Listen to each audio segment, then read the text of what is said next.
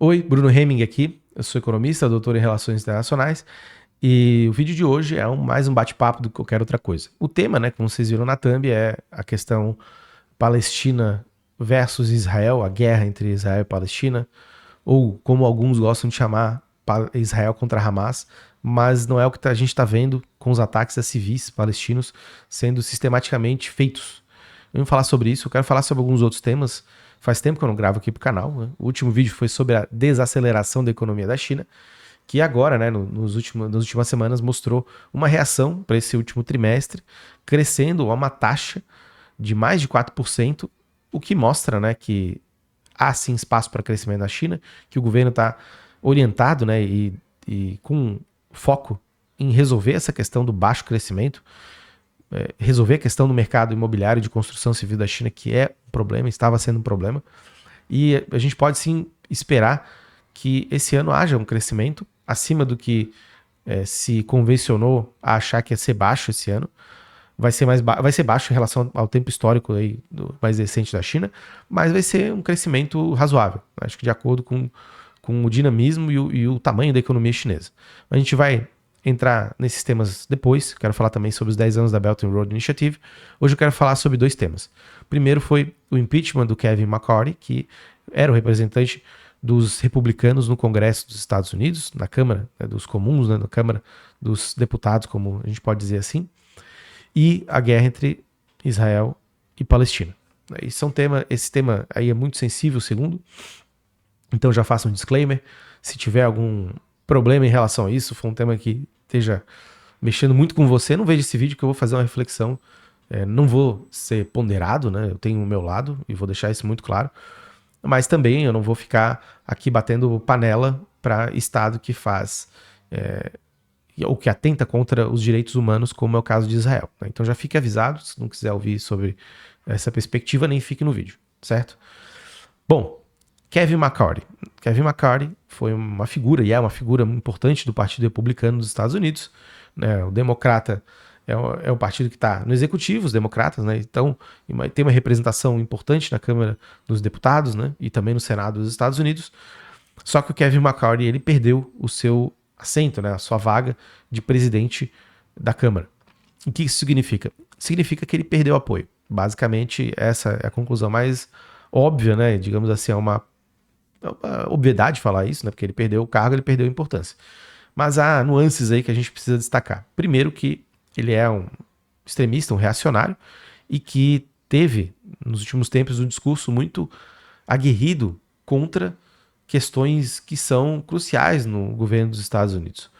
E a central é a dívida dos Estados Unidos. Fiz um vídeo sobre isso aqui no canal, falei sobre o entrevero que foi fazer a rolagem da dívida dos Estados Unidos, porque, né, um parênteses aqui, precisa haver espaço, né, para os Estados Unidos conseguir rolar sua dívida através do Tesouro, emitir títulos, fazer com que haja maior endividamento e que esse endividamento dê conta de sustentar todos os gastos, né, por assim, bem simploriamente falando, né, dos Estados Unidos. Os Estados Unidos ele depende da dívida, ele depende de orçamento para continuar com seus gastos militares, que agora estão na casa dos 900 bilhões de dólares, né? É o maior que o PIB de muito país aí do mundo. E os Estados Unidos têm a questão financeira atrelada à dívida, porque é um mercado muito importante e que, de certa forma, tem uma conexão com o mercado financeiro bem importante. E, claro, financia não só esses gastos militares que eu falei, mas outros gastos que são relativos a investimentos do governo em tecnologia, em ciência, na iniciativa privada, né, ou mesmo por agências estatais. Então a dívida dos Estados Unidos é importante de maneira mais gravosa do que em outros estados. Para todos os estados a dívida é importante, mas para os Estados Unidos é central, porque sem a dívida dos Estados Unidos não é e não permanecerá como a liderança do sistema internacional. Isso é bem claro, né? Isso é uma coisa que discordar disso é não entender como os Estados Unidos funciona. E o Kevin McCarthy foi um dos que foi uma voz muito ativa contra a rolagem dessa dívida, podendo inclusive ter como consequência, né, essa forma de negociação que ele fez para impedir que a dívida fosse rolada, que os Estados Unidos não fosse ou ficasse ameaçada a sua condição de hegemonia ou de liderança no sistema internacional. E ele fez isso, né? E fez essa campanha contra a rolagem para atingir objetivos individuais, para atingir objetivos imediatos com o governo Biden. No final das contas, né, depois de fazer muito esforço contra, ele aceitou a negociação e a dívida foi rolada. Mas eu acho que isso foi uma mácula muito grande e que tirou muito a credibilidade dele, entre outras questões. Uma voz, como eu falei, extremista, de extrema-direita, e que não tem um comportamento republicano ou progressista, minimamente, né, com as questões dos Estados Unidos, e isso também abala a confiança que os eleitores têm nele, né, por mais que sejam de extrema-direita também, mas abala a confiança dos pares dele em relação a ele. Por isso que ele saiu. Há outros motivos, mas eu acho que a questão da campanha dele contra a rolagem da dívida mostrou realmente que ele se aproveitou da situação para tentar alavancar algumas questões dele, né, de interesse dele, e não as questões que são do establishment, da burguesia dos Estados Unidos. Né? Mas enfim, é algo importante que aconteceu, eu queria comentar, mas o foco de hoje é a gente falar sobre a questão de Israel e Palestina. E aqui eu já faço um aviso, né? Como eu já falei no início, né? Eu não vou dar descritivo histórico ou fazer análises ano a ano de todos os conflitos e todos os motivadores do que está acontecendo hoje. Eu vou fazer reflexões sobre isso. Eu vou colocar no link do vídeo aqui, embaixo na descrição, vídeos de pessoas que são pesquisadoras e pesquisam há anos Oriente Médio, ou mesmo o Hamas, ou mesmo o terrorismo na região. Então vejam lá, vão atrás desses vídeos, vejam que são pessoas extremamente qualificadas e que têm a condição de fazer um debate minimamente, além de científico, mas minimamente razoável em relação a isso, com argumentos sólidos. A gente vê, e isso nas redes sociais está espalhado, são pessoas que têm um fundo religioso bem importante para dar as opiniões, mas também recortes inúmeros eles que vão impactar na qualidade do debate que está colocado. O debate está muito ruim, né? E muitas coisas são omitidas, até por ambos os lados, mas principalmente na narrativa de Israel, como eu coloquei aqui. A gente sabe, né, que o Estado de Israel foi criado como resultado do fim da Segunda Guerra Mundial, pelo Holocausto, né, e pelas questões de tentativa, né, e pelas questões da importância do judeu, né, que ele é um povo muito importante, ligado à cultura, ligado às finanças, à economia, e tem um impacto em todos os estados em que eles estão muito significativo. Isso provoca, claro, reações adversas e preconceituosas de muitos setores conservadores de todos os estados que a gente vê. Né? Então isso é uma questão dada. O judeu sempre teve essa característica, né, de ser um povo tem uma união, um senso de comunidade, e também muitas figuras proeminentes que se destacaram em diversas áreas, né? E isso isso historicamente está relatado, né? Isso não é difícil de verificar. E muitos também têm problema com a questão religiosa, né? Obviamente. Mas então isso cria um bolo, né? Um caldo de um certo preconceito e aversão, né, ao judeu, que é uma coisa totalmente lastimável, que aconteceu na Segunda Guerra Mundial com o regime, né, começa com nazi, termina com nazista, né, fez contra os judeus, que nunca tinha sido feito contra um povo, o tipo de extermínio proposto pelo Hitler. Né? Então, realmente isso é uma questão importante, né, e dialogava, né, com uma corrente forte e importante dos judeus são os sionistas, né, que acreditam que os judeus devem ficar em uma terra que é a terra deles, é a terra prometida e a terra que a eles pertence.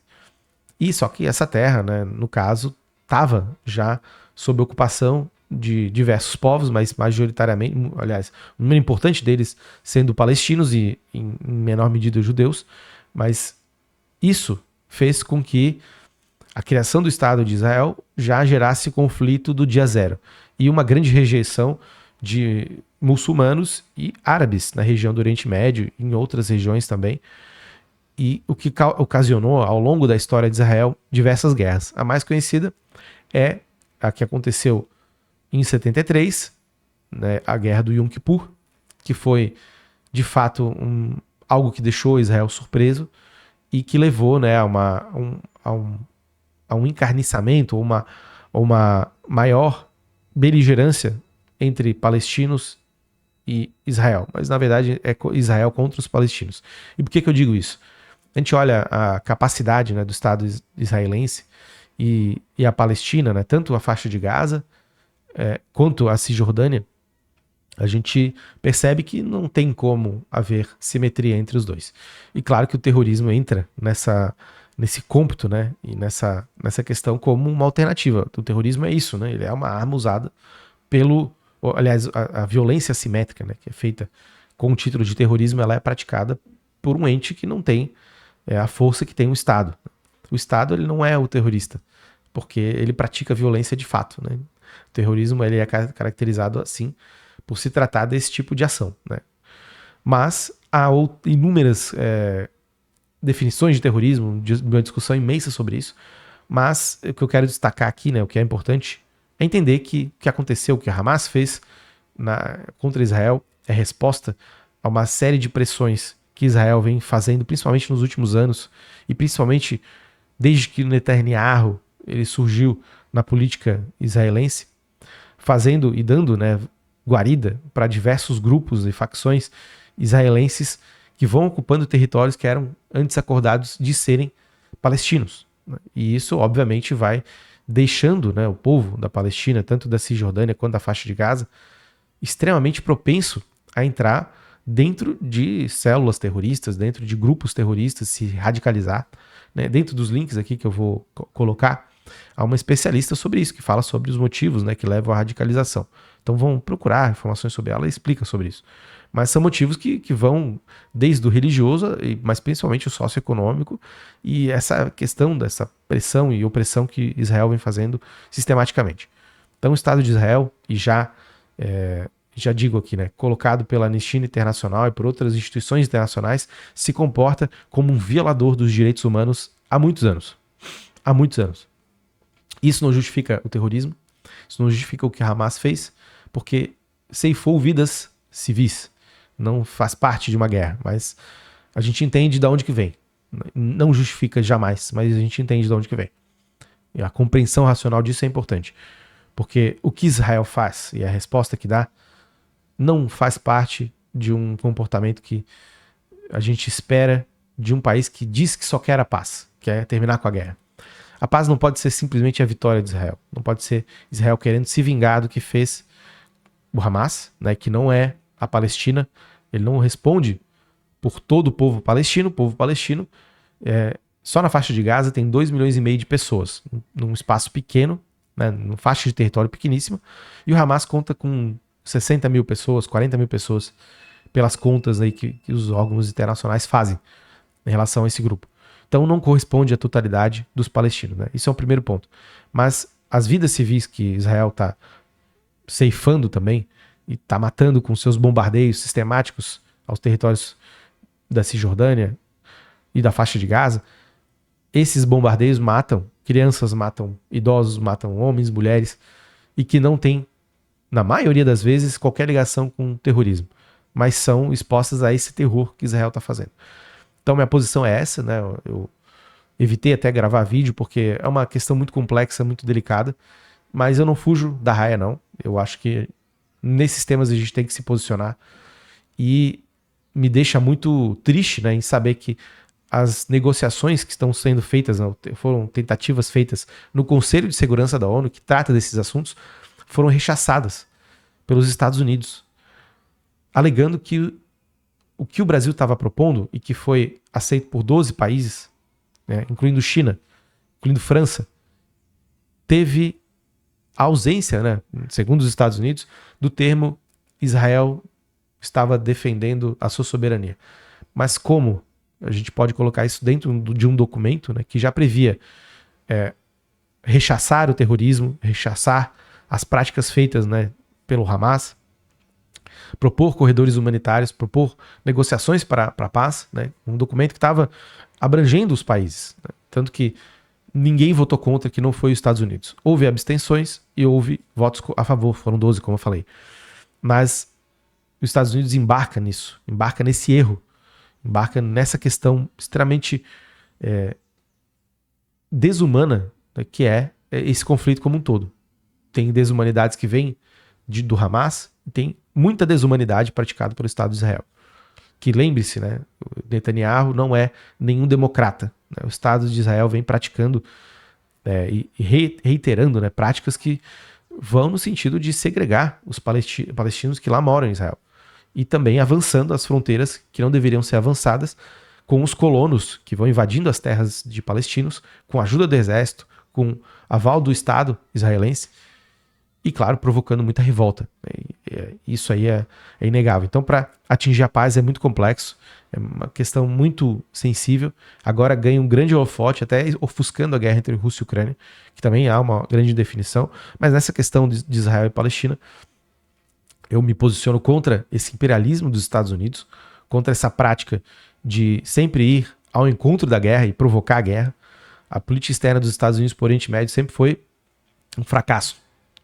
A China vinha tentando fazer alguma coisa para amarrar economicamente os países da região, e os Estados Unidos ele aposta na guerra, financiando com armas, com parceria e com o seu prestígio um país que faz o que faz. E os termos de negociação deveriam ser outros. Né? Isso me deixa preocupado e triste, porque não estamos tocando nas questões essenciais que contam com o histórico entre que vai gerar esse conflito, que não contam com a discussão em relação ao que de fato pode ser feito para que o terrorismo do Hamas seja cessado, mas que não fala de maneira nenhuma de como a solução, né, de 2 estados ou qualquer solução possa trazer liberdade, possa trazer autonomia para o povo palestino. Isso não está colocado na mesa, e não estando colocando na mesa é difícil de a gente ver essa disputa se arrefecer.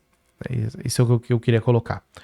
E os Estados Unidos, logicamente, né, como eu falei, indo ao encontro da guerra, se comportando de maneira muito, muito ruim, inclusive para ele, para os interesses dele.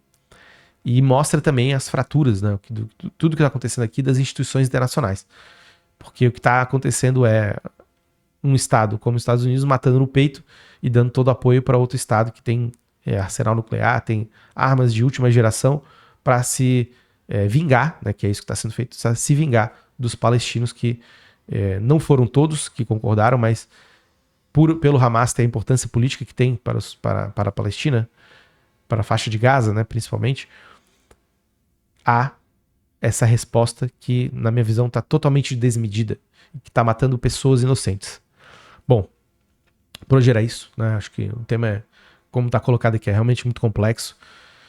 Incentivo vocês a olharem os vídeos, inclusive dos vídeos é uma live que eu participei, onde eu trabalho, né, como professor na pós-graduação em China Contemporânea, dentro do canal, né, do grupo de estudos dessa pós-graduação, que é o Centro de Estudos Globais de China. Chamamos o Dani Zaredini para falar, então confiram lá, vou deixar o link aqui, incentivo vocês a irem lá procurar mesmo, porque é muito interessante. E outro vídeo da professora também da PUC, a Hashmi Zin, que estuda terrorismo, estuda o Hamas, estuda essas questões que são importantes, e vocês deixem de ouvir esses influenciadores aí que não têm qualquer tipo de compromisso intelectual, que só querem fazer vídeos chamativos ou defender os Estados Unidos, como é o caso de alguns geopolíticos aí que vocês devem conhecer muito bem, que são lamentáveis, né, pra gente dizer o mesmo, suas posições e a forma como eles argumentam.